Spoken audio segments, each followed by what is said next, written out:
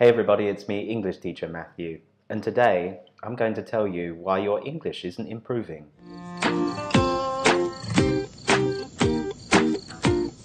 So this video today is especially for the people in the intermediate level and also in the early stages of advanced level as well, because a lot of students in these levels, I find, have a lot of trouble trying to improve on their English ability.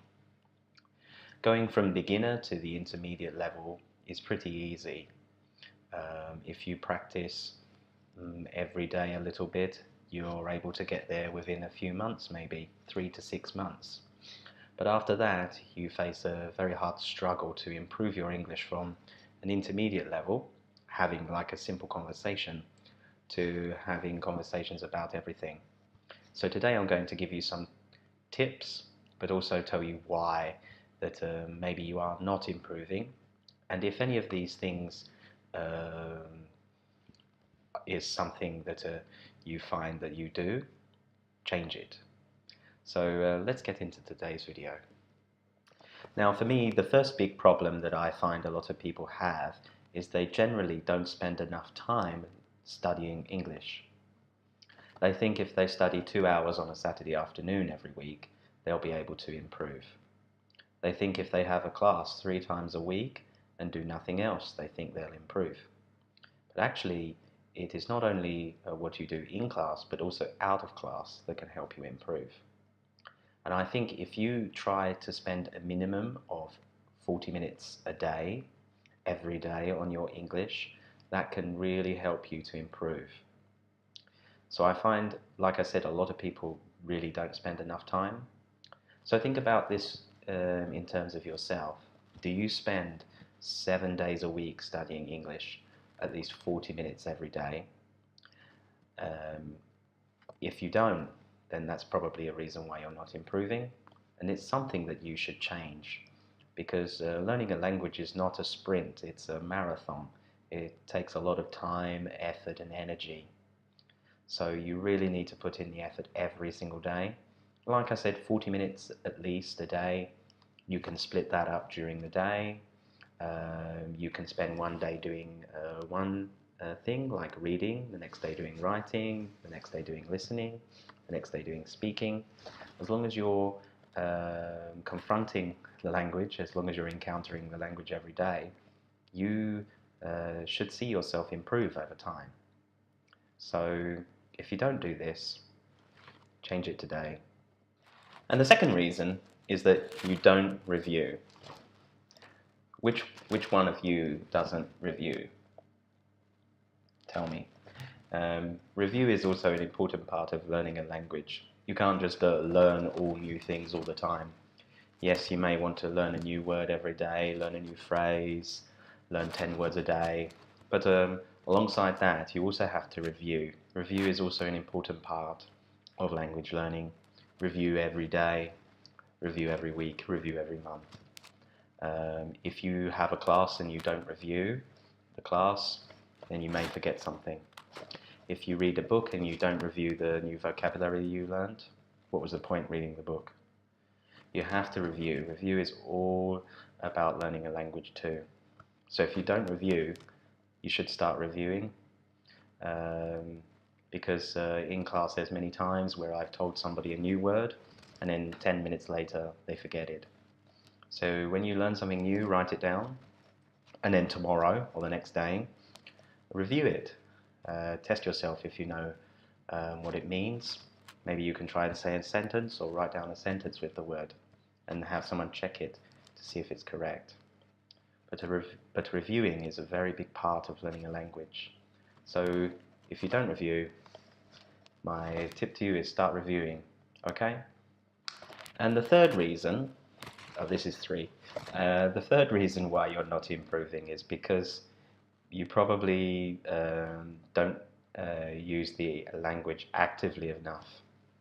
I find a lot of students who think, I watch Netflix every day, and I read a book every day, and I listen to podcasts every day, so my English is improving. All I need to do is read the book, watch the movie, or listen to the podcast. Yeah, maybe it will help you improve, but if you really want to improve more, I suggest you make these activities more active.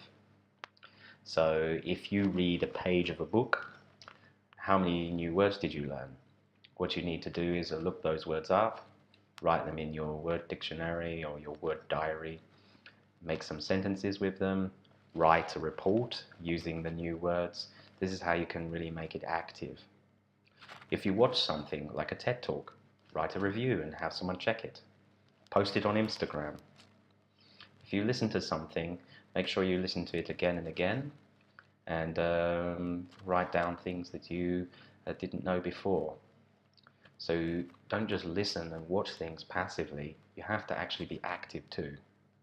So yes, Netflix is good, TED Talks is good, podcasts is good, but you really need to do active activities alongside that to help you improve.